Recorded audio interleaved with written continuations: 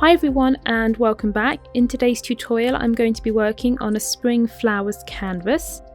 I'm only going to be using a few different supplies today, starting first here with this flower digital stamp set. This is one that I've designed and it's currently available up in my shop as a digital download. I'm going to be using all of the 8 flower designs from the set and I've printed them out in 2 sizes. I also have some teal acrylic paint, a stencil, some texture paste, a piece of cardboard, which I'm going to be using as the canvas base, and the alcohol-based markers for colouring. This set was kindly sent to me from Spectrum Noir, and I haven't been sponsored to use them, but they did send me a few of their supplies to try out last year, and I felt that this set of pastel markers would be perfect for the project today. The markers are really nice, they have a bullet and a chisel nib, and the colour selection of this set was lovely. So those are the supplies I'm going to be using today, and now let's get started. I'm going to begin by colouring in all the flowers. I printed out these digital stamps onto 180 gram cardstock and pre-cut them out before I started colouring, although you might find it easier to colour and then cut the elements out. Either way works and I often do both. One of the things that I've noticed about the Spectrum Noir branded sets is that their colour selections are always really nice and well put together. It makes making these sorts of projects much easier as I don't have to spend lots of time picking out all the colours. Even though I do love choosing colours, it's also nice sometimes to have that step done for you. Now I'm just simply colouring in all the flowers today, rotating through the 12 different colours that come with this set. And I'm not doing too much shading, I'm just simply blocking in colours.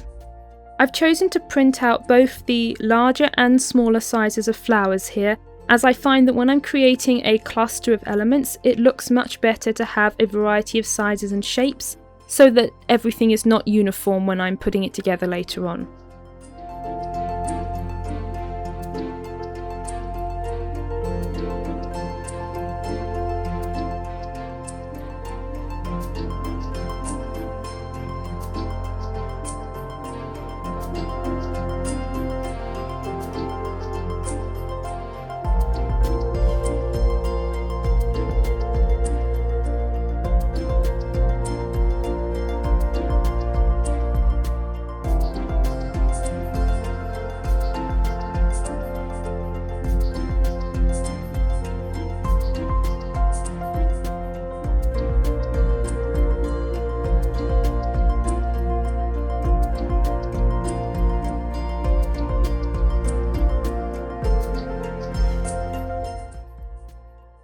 I really love how the flowers turned out. It was really relaxing to sit down and colour for a while. This is also something that you could do in front of a movie or listen to a podcast and just simply enjoy colouring. The colours also reminded me of ice creams for some reason, so now I want to also make an ice cream themed project with these markers. So after all the flowers were coloured, I prepared the canvas base. You could use wood here or a proper stretched canvas. I just happen to have some leftover cardboard, so I cut that down into a square and I'm using that here and applying a coat of teal acrylic paint. Once the paint was dry, I added in the texture paste through this stencil. I believe the stencil is called Pebbles. I will put a list of all the supplies that I've used in the description box below as always if you want to get the name of anything that I'm using. When applying texture paste, I like to go backwards and forwards several times, lightly smoothing the paste out evenly, and that will really help to get an even coverage and a smooth design. Any escaped paste over the side of the stencil can be easily wiped away after I've removed the stencil.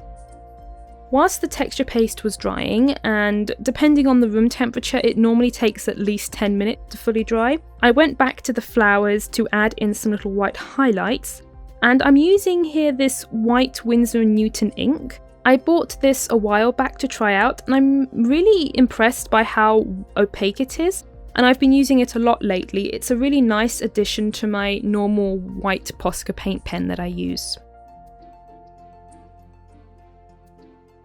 I have recently run out of the 3D foam squares that I normally use, so before I can get some more in, I am making a homemade alternative.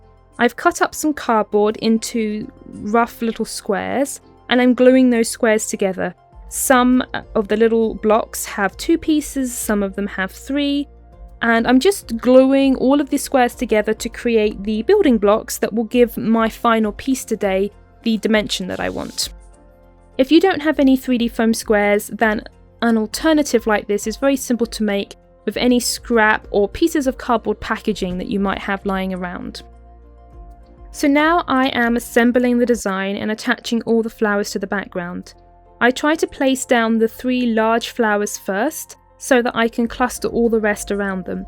I'm varying the height of each flower, building the blocks up so that some of the flowers are in front, and then tucking others behind, and I'm even gluing a few of the flowers to the base of the canvas background itself.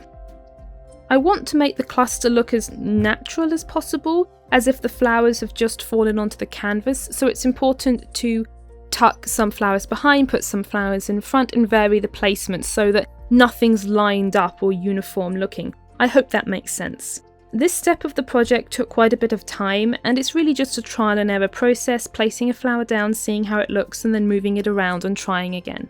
I am now adding in a few buttons, because I really love buttons and I pretty much always add them to my projects. And I also have a little piece of lace here which I'm placing in behind the flowers just to add another texture to the canvas. I also added in a few flower stamens, gathering them up into little clusters and then tucking them behind the flowers. I added about 8 of these in total to the canvas. Finally, I added in a few Nuvo drops. And that is the finished project. I think it's a perfect soft spring themed piece. I really enjoyed using the colour coordinated set of markers.